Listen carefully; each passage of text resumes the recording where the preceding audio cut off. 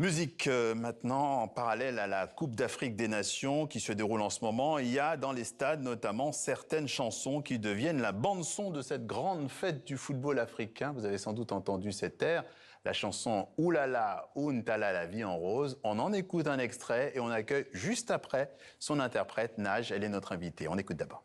Bonsoir.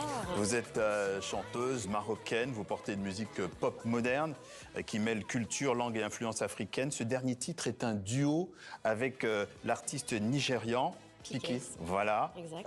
D'abord, comment est venue cette idée de collaboration? Elle est venue naturellement, ça a été vraiment comme un signe. J'ai commencé par la créer et puis je me suis dit, il manque une touch à ce morceau qui fusionne des rythmiques afro, latino, avec des consonances orientales, comme on peut l'entendre sur la chanson. Alors la chanson, elle circule partout, notamment pendant la CAN. Qu'est-ce que ça vous fait de voir votre musique accompagner finalement un peu cette grande fête du football? Écoutez, je suis très honorée et fière parce que d'abord, je suis une des premières artistes franco-marocaines à avoir tourné à Dakar au Sénégal. Et puis j'avais envie de créer quelque chose de plus grand, de panafricain.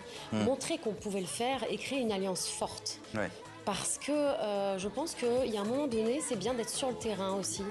Donc pourquoi pas Dakar? Et je pense que c'est une ville, le pays, le Sénégal m'a, je pense, appelé de par son énergie et son histoire. On va justement développer un peu ça. D'ailleurs, mais plus de 30 000 vues, cette alliance finalement, ça marche bien en tout cas.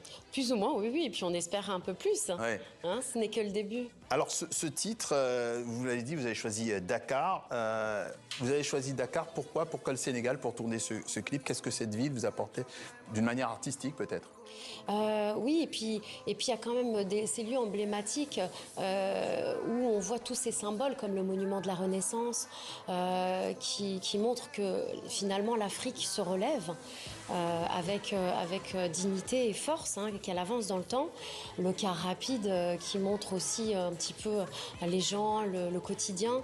On a aussi le safari où on revient à la nature. À Bandia, on a aussi l'île de la Somone qui est une réserve naturelle ou un petit clin d'œil à l'écologie. Voilà, c'est tous ces paysages où j'avais envie de dire, là, je vous emmène en voyage avec des messages finalement.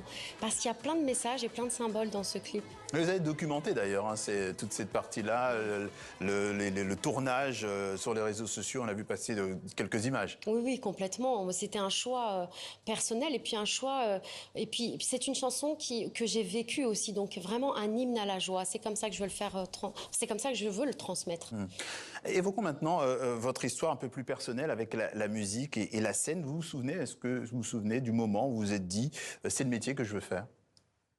Écoutez, c'est comme... En fait, je sais pas si à un moment donné, on se dit c'est le métier qu'on veut faire. Je pense que ça vient comme une évidence. Ça vient naturellement. Vous n'avez même pas à vous poser les questions. Est-ce que c'est le moment où je commence à créer, à me sentir à l'aise en studio et sur la scène, à partager des émotions avec mon public.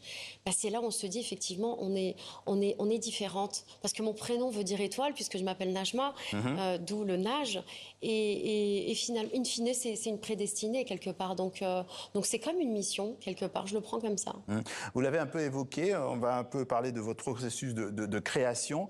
Quels sont vos thèmes de prédilection?